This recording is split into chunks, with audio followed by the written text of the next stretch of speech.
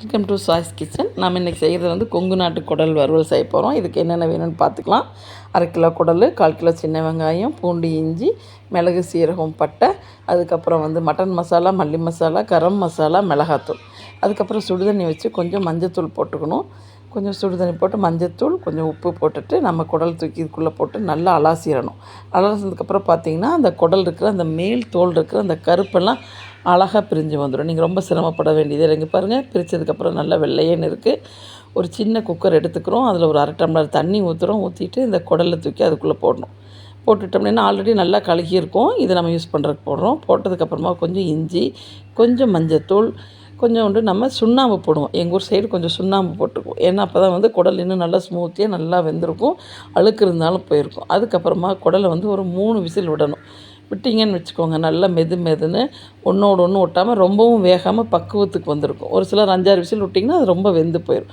அதுக்கப்புறமா நம்ம என்ன பண்ணால் அந்த மிளகு, சோம்பு, சீரகம், பட்டை, அது கூட கொஞ்சம் கருவேப்பிலை வந்து பொடி பண்ணி வச்சுக்கணும். ஏன்னா இதுதான் ரொம்ப ஸ்பெஷல். இது நம்ம என்ன பண்ணால் கடைசியாக போடும்போது அந்த குடல் வறுவனுடைய ஸ்டைலே மாறி போயிடும். அங்கே பாருங்கள், அதை பண்ணி பவுடர் பண்ணி வச்சுக்கணும். இப்போ தேவையான இன்க்ரீடியன்ஸ் எடுத்தாச்சு, அரைச்சாச்சு. இந்த பூண்டு இஞ்சியை வந்து நல்லா குத்தி சதைச்சிக்கணும். மிக்சியிலலாம் போட வேண்டாம், ரொம்ப நெய்யாட்ட அரைக்கணும் அப்படிலாம் ஒன்றுமே கிடையாது. ரொம்ப சிம்பிள் சமையல். இதை வந்து நம்ம என்ன பண்ணலான்னா பாருங்கள், அழகாக எடுத்து வச்சாச்சு.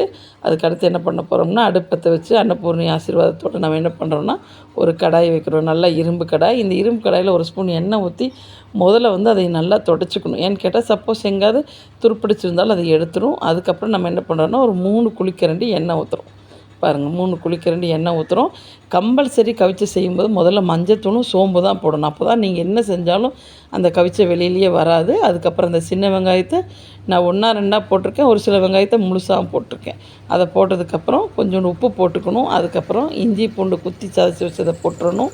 போட்டதுக்கப்புறம் குடல் உள்ள தூக்கி போட்டு அங்கே பாருங்கள், வெங்காயம் எது குடல் எதுன்னே தெரியாத அளவுக்கு ஒயிட்டாக இருக்குது. அதுக்கப்புறம் நம்ம எடுத்து வச்ச பவுடரெலாம் எடுத்துக்கலாம். மட்டன் மசாலா, கரம் மசாலா, கொஞ்சம் மல்லி பவுடர், கொஞ்சம் வந்து மிளகாப்பொடி மட்டும் கடைசியாக போடணும். கொஞ்சமாக போட்டால் போதும். ஏன்னா ஆல்ரெடி பெப்பர் போட்டிருக்கோம்.